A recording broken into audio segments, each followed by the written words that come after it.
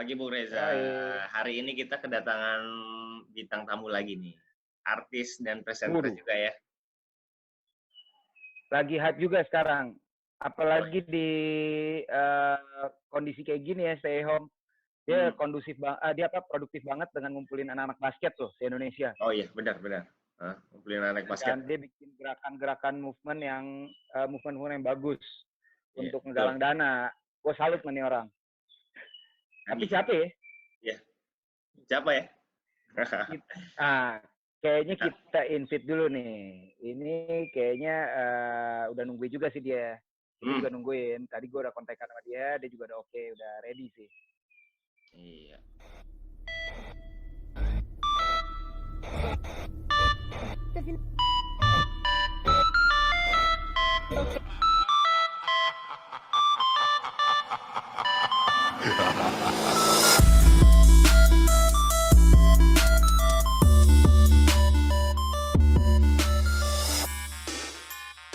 Inisialnya A.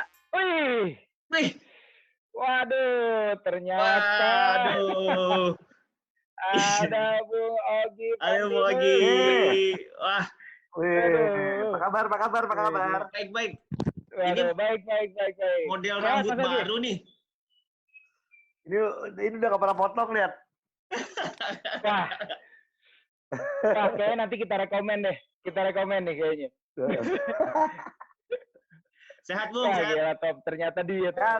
Sehat. Gimana? Apa kabar semuanya? Tommy, Reza, sehat? Baik, sehat banget. Baik. Sehat banget. Kita episode perdana kita nih. Perdana nih. Mantap. Tapi jujur gue seneng banget. Gue semakin seneng dengan banyaknya konten kreator, mau di YouTube, mau di Instagram, mau di podcast, yang ngomongin basket. Jadi secara tidak langsung basketnya akan semakin besar. Itu yang paling penting. Harus besar dong. Amin. Ya. Setuju banget. Karena balik lagi, kita sebagai pecinta basket, ini yang bisa kita berikan untuk basket. Betul dong? Betul. Yang penting satu, konsisten. Jangan sampai, lagi semangat. Karena sekarang lagi nggak ada kerjaan di rumah, jadi bikin. Nanti kalau nggak bikin, nggak boleh. Nanti gue yang marah sama lu. Bikin lah. Kalau ini bikin. Masukan juga. Masukan. Ingat masukan. Masukan. Siap. Pastinya dong. Oke. Oke, kita lanjut ya. Om. Yang tadi gini. Tommy itu ada ngeganjel selama ini nih dengan Mas Ogi. Nah, Tommy akan nanya. Tapi ganjelan ini sebenarnya ya dari Tommy dulu deh, dari ringan-ringan dulu nih. Oke. Bebas apapun. Aduh. Bahaya nih, Tom. Kan gue tahu nih kalau lo itu kan sempat jadi manajer timnas wanita ya. Iya. Nah, itu suka duka lu sebagai manajer timnas tuh apa sih? Dan kenapa lu memilih manajer timnas wanita dibandingin yang cowok?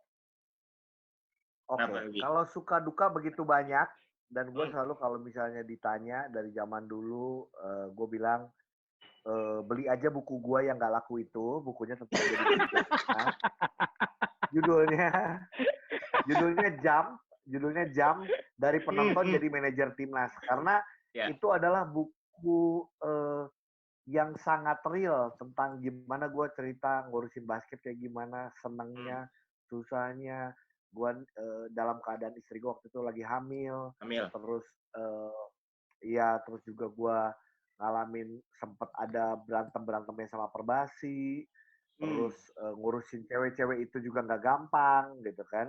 Jadi emang itu gua ceritain di buku, tapi sebenarnya gini, awalnya semua sebenarnya sama kayak kita semua, karena kecintaan sama basket.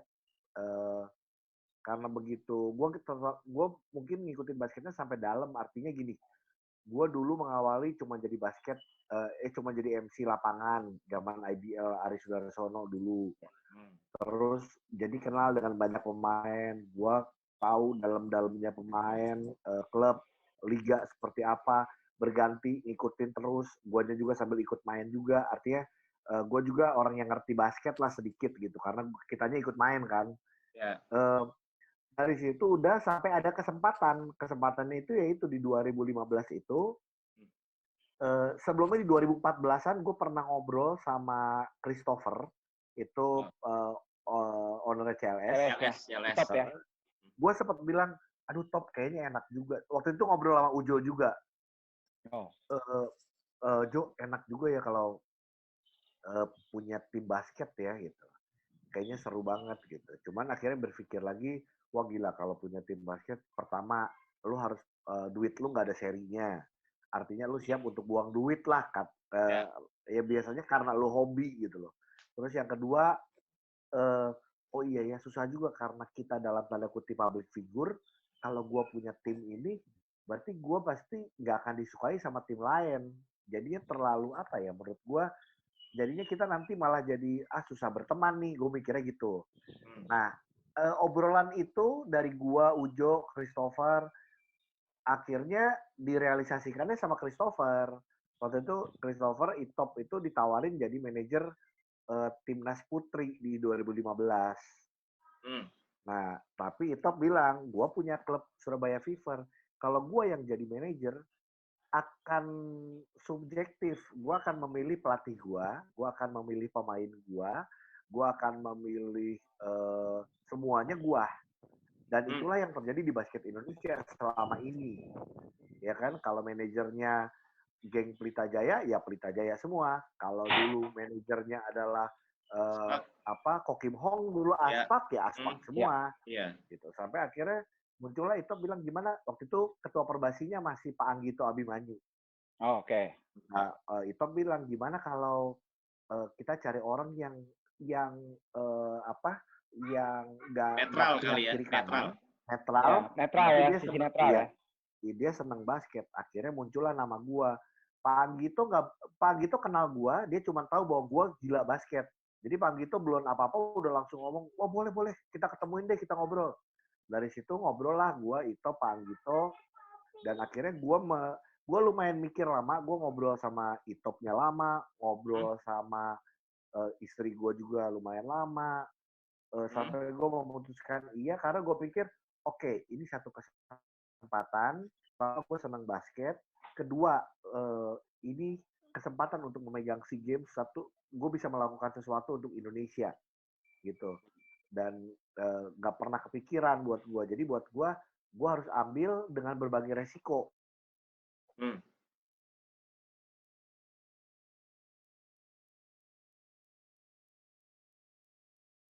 Betul. Tapi kalau lu kalah, yang ngomongin pasti pelatih sama manajer terutama. Iya. Jadi gue udah siap sama resiko itu. Karena gue berpikirnya gini, ini Indonesia.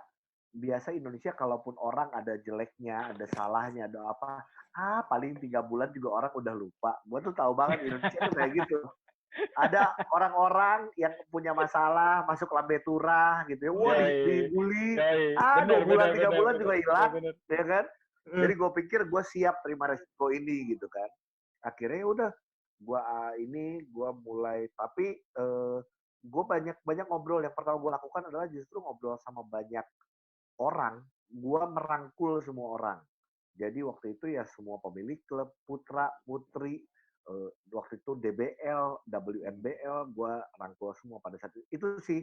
Jadi awalnya gue akhirnya jadi manajer, itu jadi bukan gue menawarkan diri, tapi justru waktu itu karena gue pernah bilang enak juga ya punya tim basket gitu. Akhirnya muncul tawaran dari Christopher dan Perbasi, dan gue akhirnya mengiyakan gitu.